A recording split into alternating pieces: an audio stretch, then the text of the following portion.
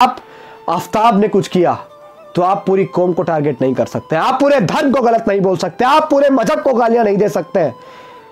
क्यों ऐसे लोग मौका ढूंढते हैं गालियां देने का, किसी धर्म को टारगेट कर। मेरा सवाल है, शर्मा नाम के व्यक्ति ने अपनी ही प्रेमिका नैना को तंदूर के अंदर जलाकर मार दिया था, तब आप लोग कहां गए थे? अगर आप धर्म को टारगेट करने वाले लोग हैं, अगर आप जाति को टारगेट करने वाले लोग हैं, अपराधी अपराधी होता है, उसकी कोई जाति नहीं होती है, उसका कोई धर्म नहीं होता है। हम किसी धर्म को टारगेट जब कर सकते हैं जब उसके धर्म के लोग उसके पक्ष में खड़े हो जाए। लेकिन यहां मैं लगातार देख रहा हूं कि मुस्लिम कम्युनिटी के लोग भी आफ्ताब के लिए फांसी की मांग कर रहे हैं। आफ्ताब के अलग अलग टुकड़े कर कर, जो वॉशरूम के अंदर श्रद्धा को रखा, उसने अगले दिन उसके टुकड़े कर कर उसे फ्रिज के अंदर रखा। वो हर रोज रात को श्रद्धा वाकर की मुलाकात एक कॉल सेंटर में मुंबई के अंदर हुई थी।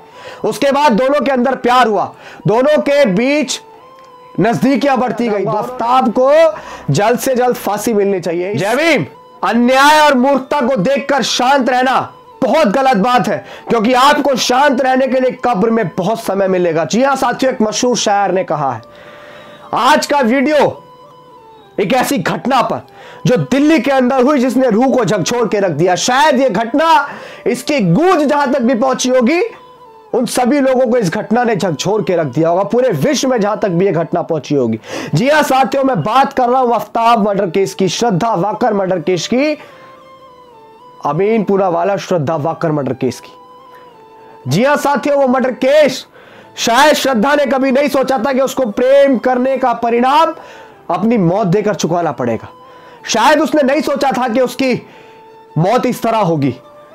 जिसके साथ वो प्यार करके अपना घर बसाना चाहती थी, वही उसे मौत के घाट उतार देगा, उसने नहीं सोचा था। साथियों, दिल्ली के अंदर एक ऐसी घटना हुई,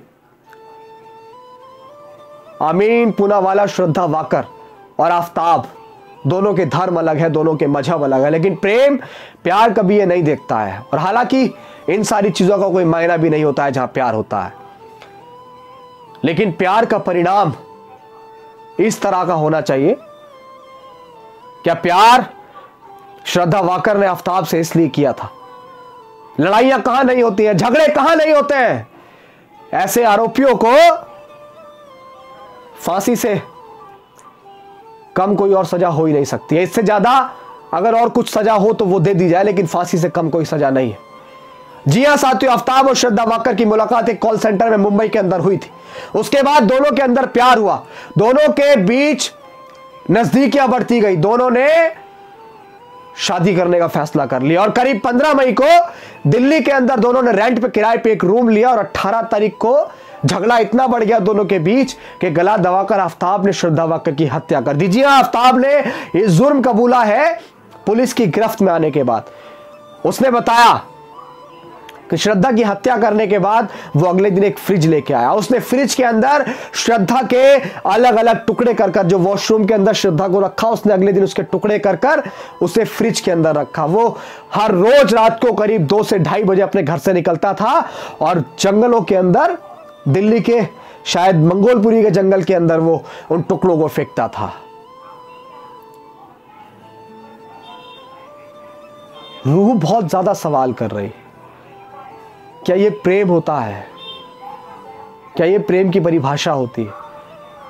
अपराधी अपराधी होता है, लेकिन मैं यहां पे एक बात और कहना चाहूंगा, आफ्ताब को जल्द से जल्द फांसी मिलनी चाहिए, इससे छोटी उसके लिए कोई और सजा नहीं है।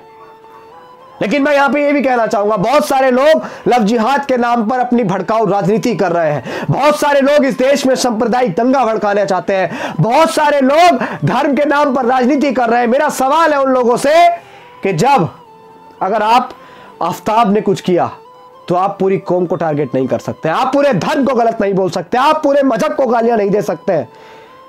क्यों ऐसे लोग मौका ढूंढते हैं गालियां देने का, किसी धर्म को टारगेट कर। मेरा सवाल है उनसे कि जब सुशील शर्मा ने, काफी समय पहले की बात है कि जब एक सुशील शर्मा नाम के व्यक्ति ने अपनी ही प्रेमिका नैना को तंदूर के अंदर जलाकर मार दिया था, तब आप लोग कहां गए थे? अगर आप धर्म को टारगेट करने वाले लोग हैं, अगर आप जाति को टारगेट करने वाले लोग हैं, अपराधी अपराधी होता है, उसकी कोई जाति नहीं होती है, उसका कोई धर्म नहीं होता है।